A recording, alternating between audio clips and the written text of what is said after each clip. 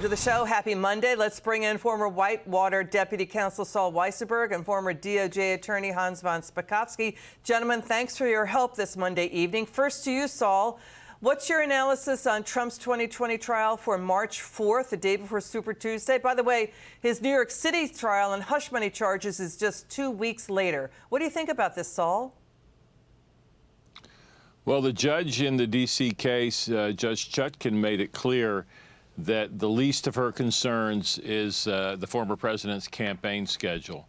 But the problem is he's got all these other cases to prepare for. I think it's unrealistic. Every defendant has the right, the due process right, to adequately prepare for trial. He's got 4 criminal cases against him in 4 different jurisdictions, plus he's got a couple of civil suits. So I don't think sufficient consideration is being paid to that, but they certainly don't care about the campaign schedule. So to what Saul just said, what do you think, Hans? I mean, Trump's defense team is telling the judge that they cannot provide adequate representation. Does this make it a constitutional problem now?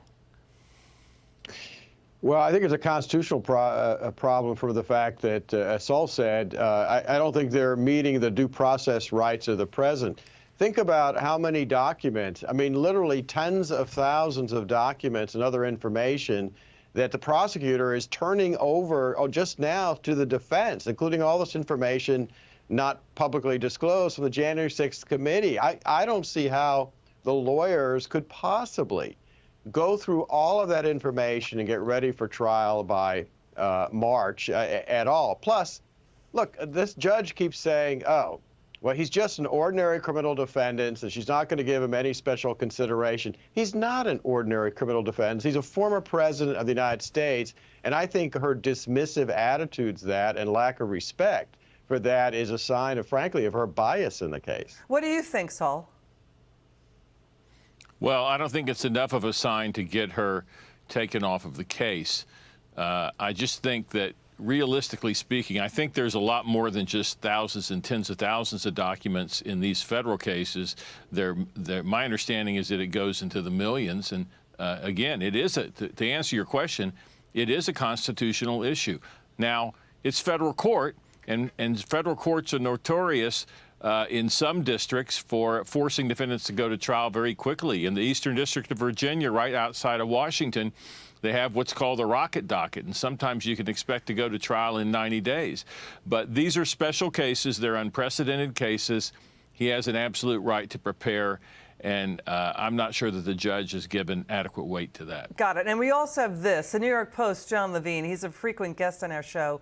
He's got a new story raising serious concerns. The Biden White House coordinated legal attacks against former President Trump. It's based on White House visitor logs, Hans, that Jay Bratt, he's a top aide to Special Counsel Jack Smith, met at least 3 times with White House General Counsel office officials inside the White House, including in March 2023. Hans, this looks right. It was right at the height of these Special Counsel probes. What do you think?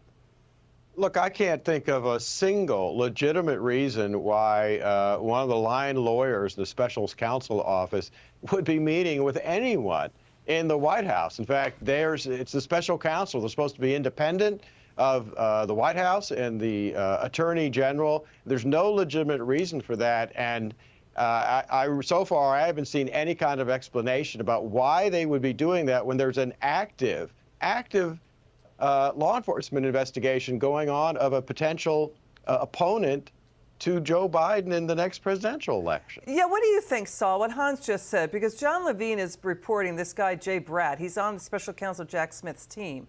He's the same Jay Bratt who visited Mar-a-Lago in June of last year to look at the storage facilities at Mar-a-Lago and personally talked to former President Trump. And then he was a leading advocate for the unannounced FBI raid on Mar-a-Lago in August of that year. So what do you think of this story, Saul?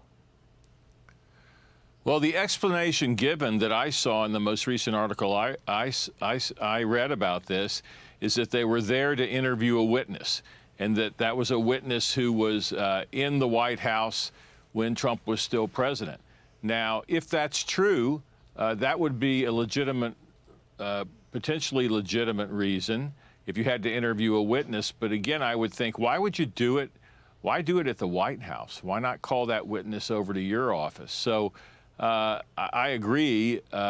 They should probably, for their own PR purposes, provide a rational reason why that happened, because otherwise there's no reason I can think of to be coordinating with the White House. What do you think, Hans? You think they're going to provide a reason? And who could that individual be that they needed to talk to somebody at the White House, Hans? Well, I don't know about that, because the New York Times article says that, in fact, he was meeting with one of the deputy White House counsels, who I don't think was in the White House during Trump, or that at another meeting with one of the assistants to the deputy chief of staff of Joe Biden. And I kind of doubt those were witnesses in this case. Got it. Saul Wisenberg, Hans von Spakovsky, we'll have you back on soon.